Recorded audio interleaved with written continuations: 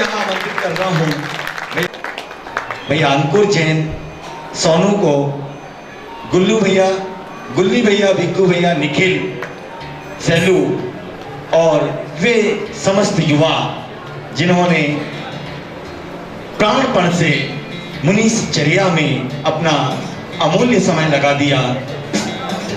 मैं उन्हें एक बार सम्मानित होते हुए यहाँ पर देखना चाहता हूँ। उनके माथे पर चंदन लगाने के लिए मैं अपने अवार्डीज को एक बार फिर आवाज दे रहा हूँ।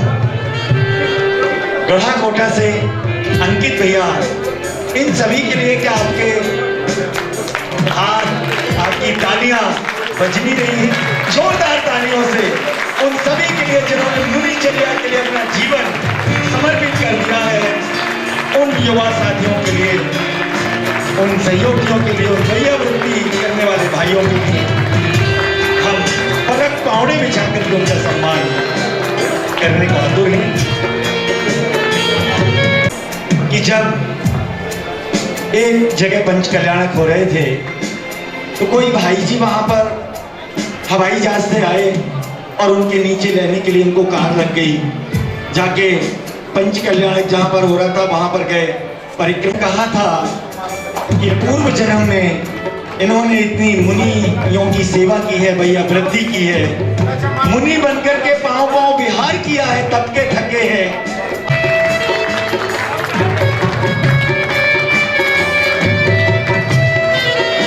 11,000 रुपए की राशि की घोषणा कर रहे हैं। जाना था उसमें मुझे बस यही समझ आता था कि आलू प्याज नहीं खाना है, रात्रि भोजन नहीं करना है, मंदिर जाना है। लेकिन जब 2001 से महाराज जी से जुड़ी तब मुझे जैन धर्म सही में समझ में आने लगा। और जब महाराज जी के साथ शंका समाधान में हम लोग बैठते थे तब साइंटिफिक तरीके से धर्म को जाना। तो महाराज जी हमारे लिए मतलब वहां से ही मुझे जैन धर्म सही समझ में आया। फिर महाराज जी के प्रवचन, महाराज जी के साथ जितना भी हम लोग जुड़े, हर चातुर्मास में आना, अवार्ड फंक्शन में आना, या महाराज जी जहाँ भी होते थे उनके विहार में जाना, उससे सही जैन धर्म समझ में आया। तो मेरे लिए तो महाराज जी का वही है। फिर जब शादी हुई तो पहला कार्ड महाराज जी को, बेटी का नाम तो वो भी महाराज जी से।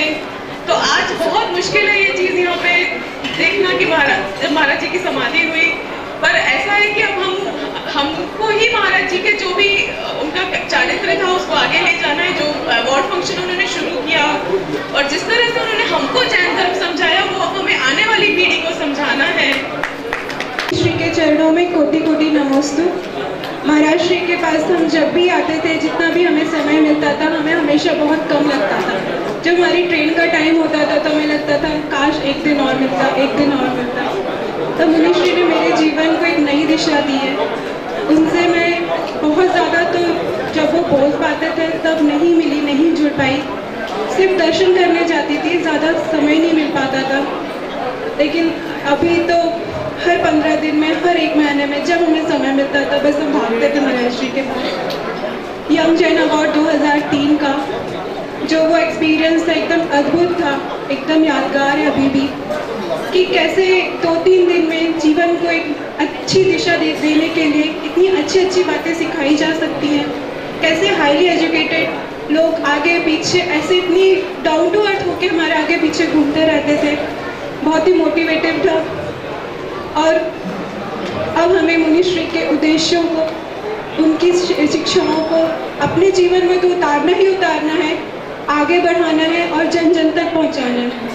सच कहा है, दिन ढल जाते हैं, शेष रह जाती हैं स्मृतियाँ, और अब तो उन्हीं के सहारे हमें अपना जीवन बहुत ऊंचा उठाना है। देखिए, इतनी दूर पदस्थापना के बाद भी ये हर 15 दिन में मुनि चरणों में आती थी और यहाँ आके उनका आशीष प्राप्त करती थी हर 15 दिन में। आजकल के सॉफ्टवेयर इंजीनियर्स के पास साल में 1 बार 2 बार आने का भी टाइम नहीं होता, ये कहते हुए कि छुट्टियाँ नहीं मिलती। लेकिन ऐसे समय में हम सभी जानते हैं जब प्राइवेट सेक्टर में छुट्टियों का इतना क्राइसिस होता है, ऐसे में भी हर 15 दिन में मुनि श्री के चरणों में आना ये बहुत बड़ी बात है। हम सब संकल्प लें।